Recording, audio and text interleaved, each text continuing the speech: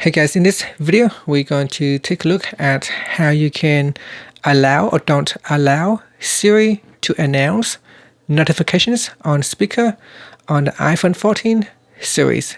First, let's go back to the home screen by swiping up at the bottom of the screen. And on the home screen, tap on Settings. In Settings, swipe up to go down and tap on Accessibility. Next, we swipe up to go down and tap on Siri. Then we go down and tap on Announce Notifications on speaker. Tap on the toggle button to switch it on or turn it off. And this will allow Siri announces your incoming notifications to you over your device speaker. And if you tap on Announce Notifications, in here you can choose when it can announce notifications. So announce when connected to your headphones, when you replied without confirmations.